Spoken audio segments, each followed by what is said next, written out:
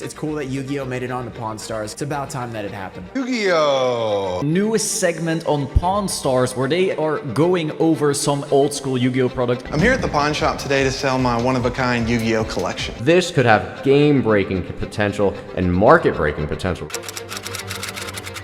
I have probably the world's #1 Pokemon collection inside this case. So these go for a lot of money? Yes. I got into Pokemon collecting with my sons, and eventually they grew up and went to college, and I never did grow up. So I continued with Pokemon for the last 17 years. You don't understand why Pokemon is such a big deal. What's your most expensive one? The most expensive card is probably the pristine 10 first edition base Charizard. The card itself is considered the crown jewel of the Pokemon world. And how much is that worth? In the range of 50 to 100,000. Rated 10s, I believe there's less than 50 PSA 10s in existence. And by looking at this, there's 20% of the market sitting on your counter. So how much do you want for these things? I'm looking for right in the area of $500,000. Okay, so Pawn Stars, the show. About 3 years ago, a guy named Gary went on the show. He had like a beautiful Charizard collection. He wanted $500,000 for it. The guy said no. Today, that collection is worth $5 million. He has a card I really want. It is a BGS 10.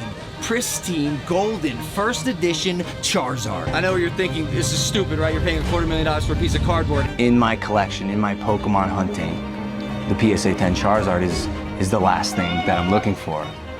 So at this very moment in time, right now, I am prepared to give you $150,000 cash for just one of your 7 PSA 10 first edition Charizards. Yes.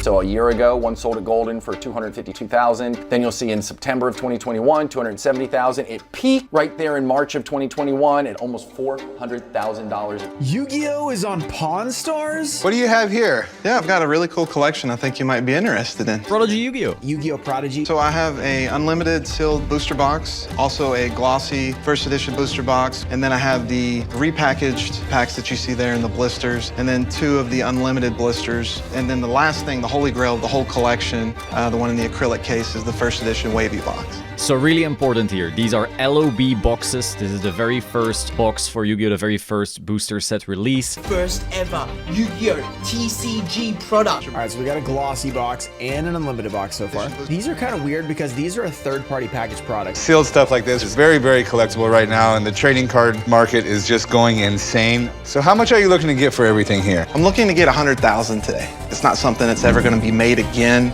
and it's just such an iconic set. 100K though, that's quite high. Whoa, 100,000. Oh, that's pretty reasonable for you to want that. Current prices, that's definitely high, but the Pokemon, Gary asked 500,000. Come on, Yu-Gi-Oh, let's ask for 500,000. Some of these boxes can be very expensive when you're talking about first edition. You know, this stuff is incredibly rare these days. As it gets more opened, you know, there's less of it. Hey, and here we go, the holy grail of the Yu-Gi-Oh! Collecting world. Yeah. First edition sealed booster box. These are incredibly rare. They very rarely come to market. I'm amazed to see one in my hands right now, actually. So what value can we put on the whole collection? Looking at it all together, I mean, if I price it out in my head, I mean, $55,000.